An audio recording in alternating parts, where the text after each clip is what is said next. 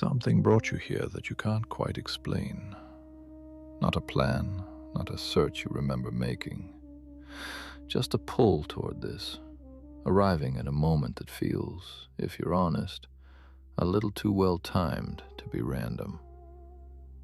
The Hermetic texts have a name for that feeling, and a claim about what it means. They say this teaching reaches the people who are ready for it and passes the rest by. That's a bold claim. It's also a testable one. So let's test it. To understand the claim, you have to understand what these texts actually were. The Hermetic writings emerged in Roman Egypt, somewhere in the first few centuries of the Common Era, out of one of the most cosmopolitan spiritual environments the ancient world ever produced. Egyptian, Greek, Jewish, and Gnostic ideas all mixing together in the same crucible. But they were never meant to be a religion you converted to. They were something you added. For people already living an ordinary religious life, the usual rites, the usual sacrifices, Hermeticism offered something more. A deeper layer for those who found the ordinary layer wasn't quite enough. And it was intimate. The texts are written again and again as private conversations. A teacher and a student, Hermes and his son. A master speaking to someone who has already come seeking. They read less like public scripture broadcast to everyone, and more like something handed quietly from one person to another who was already looking for it. Here is the part that matters most for our question. Scholars who study these texts closely have noticed something about who they were written for. The more spiritual of the Hermetic treatises barely bother to argue for their ideas, and one scholar explains why. The authors simply assume that their audience had already made what he calls the crucial choice on which all else depends. The choice between the material and the essential, between living for the body and the visible world, or turning toward something the texts call the divine.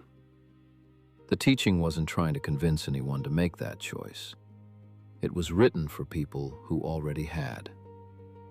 So when the Hermetic tradition says this teaching finds those who are ready, it isn't just mystical flattery. It's baked into how the texts were actually written. They assume a reader who arrives already oriented a certain way, already asking a certain kind of question, already, in some sense, leaning toward the light before they ever open the book. If that's you, if something in this already feels less like new information and more like something remembered, then, according to the texts, that's not a coincidence. That's the mark of exactly the reader they were written for. It's a compelling idea, which is exactly why we need to slow down and examine it. Because there are two serious problems with taking that claim at face value. The first is a problem the claim shares with every chosen few teaching in history. Notice the structure of it. The teaching is for those who are ready. How do you know if you're ready? Well, you found the teaching and it resonated. But that's circular. Every tradition that has ever declared itself meant only for special people has also, without exception, been discovered by exactly the people who then felt special for discovering it. Astrology tells you you're one of the rare ones who really understands. Fringe movements tell their members they've woken up while everyone else sleeps. The feeling of being specifically chosen by a hidden truth is one of the most common feelings there is. A claim that flatters the very person hearing it should always get an extra layer of scrutiny, because we are all far more inclined to believe pleasant things about ourselves. The second problem is historical. Those texts were written for a specific person in a specific world. A Greco-Egyptian reader, 18 centuries ago, embedded in a polytheistic culture with assumptions about gods, cosmos, and soul that almost no modern reader shares. When the texts describe the reader who is ready, they mean ready within that world. Someone shaped by those temples, those rites, that entire vanished way of seeing. So what does it actually mean when a person today, shaped by an entirely different world, arriving through a search engine rather than a temple, feels that same sense of recognition? Is it the same thing the texts were describing? Or is it something else entirely, wearing the borrowed language of an ancient claim? A claim that flatters you, and a claim built for a world that no longer exists. Either one, on its own, is reason for caution. Together, they mean we cannot simply take the "you were meant to find this" feeling as evidence of anything. Not yet. Whether the teaching chose you and whether the teaching is worth your time are two completely different questions. The first might be self-flattery. The second doesn't depend on the first at all, so set that aside. And ask the better question. If we strip away the flattering layer of the claim, the idea that you're cosmically special, is there anything left underneath worth taking seriously? There is, and it holds up better than the flattery did, because the Hermetic texts are actually quite specific about what makes someone ready, and it has nothing to do with being chosen. It has to do with a capacity. The tradition's entire goal is something called, as spoken in Greek, Gnosis. Not belief, not doctrine, but direct knowing. A kind of understanding you reach yourself rather than accept on authority. And crucially, the texts are clear that this doesn't require initiation into any group, doesn't require a priesthood, doesn't require permission. It can be reached, in their words, through reverence alone. What it requires is a particular way of approaching the question in the first place. And here's where it gets directly relevant to anyone in any century. The ready reader the texts describe isn't the one who already believes. It's the one willing to hold a very large question open without grabbing at the nearest comfortable answer. The reader who can sit inside uncertainty about the deepest things, the nature of mind, the ground of reality, what a human being fundamentally is, without needing it resolved by the end of the afternoon. That's the actual criterion once you look past the mystical packaging. Not, do you belong to the club, but can you tolerate the question? Remember that crucial choice the texts assume their reader has already made between the material and the essential? Read plainly, without the ancient cosmology wrapped around it, it's not as exotic as it sounds. It's the choice to take seriously the possibility that there's more to reality than its physical surface. Not to be certain of it, just to take the question seriously enough to investigate it. That's the entry point, not belief, willingness. And if that's the real criterion, then the strange feeling from the beginning of this video starts to make more sense, without needing anything supernatural to explain it. If you felt a flicker of recognition when this began, it probably isn't because a cosmic force selected you. It's more likely because you were already, quietly, the kind of person who takes these questions seriously. The teaching didn't reach out and find you. You were already facing in its direction. The recognition is real. The explanation is just more ordinary and, honestly, more interesting than destiny. And there's a strange wrinkle here, one the ancient authors could never have imagined. Consider how this video most likely reached you.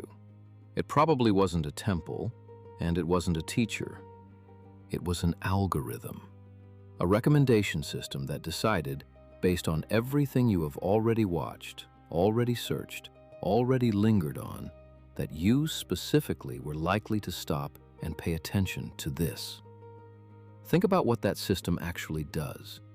It watches the pattern of your attention, builds a quiet model of the kind of person you are, and then delivers this material to the people whose history suggests they're ready for it, and passes over the ones whose history suggests they're not. That is, almost eerily, the same function the Hermetic tradition described. A filter that sends the teaching toward those already oriented to receive it and lets it pass the rest by. The tradition attributed that filtering to something cosmic. Today, it's being performed by a machine learning model trained on your viewing history. And here's the uncomfortable, fascinating part. The modern version doesn't disprove the ancient claim. It fulfills it, just with a completely mundane mechanism underneath. You really were, in a measurable and specific sense, sorted toward this because of who you already are. No mysticism required. The algorithm knew you were ready before you did, for the simplest possible reason. It had been watching what you were already reaching for. This maps onto the tradition's own founding story more closely than you might expect. In the very first Hermetic text, the teacher figure doesn't appear because a ritual summoned him or a hierarchy granted access. He appears to someone whose mind was already turned, in a moment of genuine questioning, toward what lies beyond the immediate and the material. The vision comes to the one already asking, not as a reward for being special, as a consequence of actually asking. So the honest version of the Hermetic claim isn't "you are chosen." It's something quieter and more demanding. The teaching is available to anyone. It was never truly closed, but it only opens for those willing to approach it a certain way. Sitting with the question, entertaining the possibility that the material surface of things might not be the whole story, without collapsing immediately into either blind belief or reflexive dismissal. That's not flattery.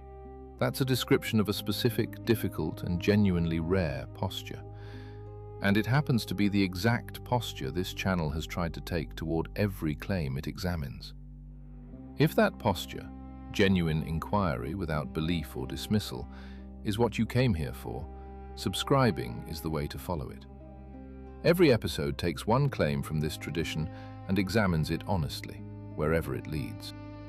So, were you supposed to find this? The mystical answer, that a hidden wisdom reached across time and selected you specifically, we can't confirm, and we have good reason to be suspicious of it, because it flatters us exactly where we're most easily fooled. But the deflating answer, that it's all just algorithms and coincidence, that the feeling of recognition means nothing, isn't quite right either, because something did bring you here. Not fate, most likely, but not nothing. A genuine orientation, a real willingness to ask a certain kind of question. The texts were written for exactly that orientation. In that narrow, specific, entirely non-supernatural sense, they were, in fact, written for someone like you. The Hermetic tradition says the teaching finds those who are ready. Strip away the flattery and the ancient cosmology, and what's left is close to true. Not because you were chosen, but because readiness was only ever a description of the willingness to ask. You brought that with you. The texts just recognized it first. So the real question was never whether this found you. It's the one the tradition was actually pointing at the whole time. Now that you're here, holding a question this old and this open, what are you going to do with it? If this is the kind of inquiry you've been looking for, rigorous, honest, and truly open, subscribe and follow along. Every episode takes one question from the Hermetic tradition and examines it from every direction available to us.